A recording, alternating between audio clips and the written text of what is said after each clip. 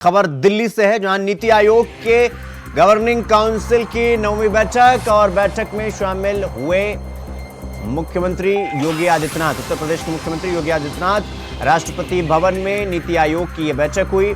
इसमें सीएम योगी ने यूपी की उपलब्धियों को बैठक में रखा। 10 साल में एक नए और समृद्ध भारत का उदय हुआ, ये कहा योगी आदित्यनाथ ने। आत्मनिर्भर तकनीक से उन्नत भारत का विजन ही हमारा मिशन है और यूपी देश की दूसरी सबसे बड़ी अर्थव्यवस्था, योगी ने यह कहा। और महिलाओं बालिकाओं के कल्याण के लिए विशेष प्रयास उत्तर प्रदेश कर रहा है।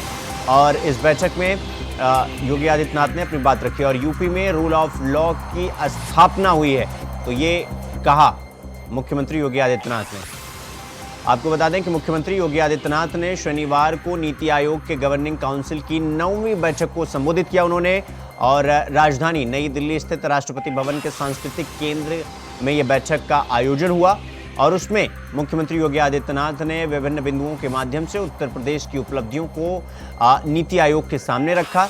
मुख्यमंत्री ने अपने संबोधन में कहा कि विकसित भारत का संकल्प प्रधानमंत्री नरेंद्र मोदी के आत्मनिर्भर, समृद्ध, सक्षम, समर्थ, समावेशी और तकनीकी रूप से उन्नत भारत के विजन को दर्शाता है। प्रधानमंत्री के इस विजन को साकार करना ही हमारा मिशन है।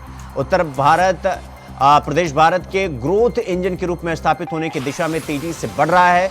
7 वर्ष पहले यह प्रदेश एक बीमारू राज्य और देश के विकास का बैरियर माना जाता था।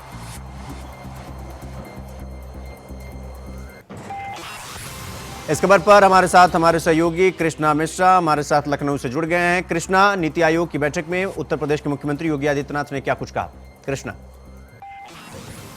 देखिए शिवम, उत्तर प्रदेश के मुख्यमंत्री योगी आदित्यनाथ आज नीति आयोग की बैठक में राष्ट्रपति भवन के सांस्कृतिक हॉल में शामिल हुए। उसके बाद उत्तर प्रदेश में जो पिछले 7 सालों में जो विकास कार्य किए गए हैं उसके बारे में उत्तर प्रदेश के मुख्यमंत्री योगी आदित्यनाथ ने बात रखी और उन्होंने बताया कि जिस तरीके से उत्तर प्रदेश में लगातार जो है विकास के कार्य किए जा रहे हैं, चाहे वो गरीबों को लेकर हो चाहे किसान को लेकर हो। उन्होंने बताया कि लगभग 56 लाख से ज़्यादा जो गरीब थे जिनके पास आवास नहीं था उनको उत्तर प्रदेश सरकार ने आवास देने का काम किया है। साथ ही साथ महिला सशक्तिकरण को लेकर उत्तर प्रदेश सरकार लगातार काम कर रही है। किसान को लेकर उत्तर प्रदेश सरकार लगातार नए नए योजनाएं लेके आ रही है और उत्तर प्रदेश के किसान को किस तरीके से खुशहाली मिले उस पर लगातार उत्तर प्रदेश की सरकार काम कर रही है। साथ ही साथ उत्तर प्रदेश के मुख्यमंत्री योगी आदित्यनाथ ने 2025 में प्रयागराज में जनवरी में कुंभ का आयोजन किया जा रहा है, जिसको लेकर प्रधानमंत्री नरेंद्र मोदी को मुख्यमंत्री योगी आदित्यनाथ ने न्योता भी दिया है। मुख्यमंत्री योगी आदित्यनाथ ने बताया है कि प्रयागराज कुंभ की पूरी तैयारी बड़े जोर शोर से चल रही है और लगभग सारी तैयारियां पूरी कर ली गई हैं। 2025 के जनवरी माह में यह कुंभ होना है,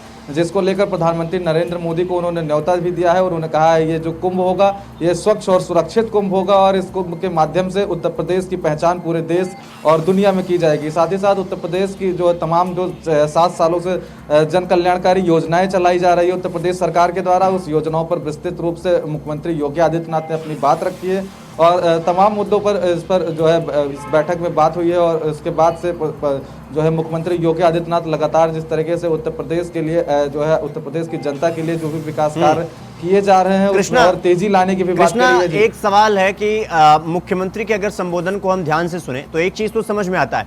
मुख्यमंत्री ने कहा कि देश की अर्थव्यवस्था में उत्तर प्रदेश का बड़ा हाथ है और ये बात भी सही है।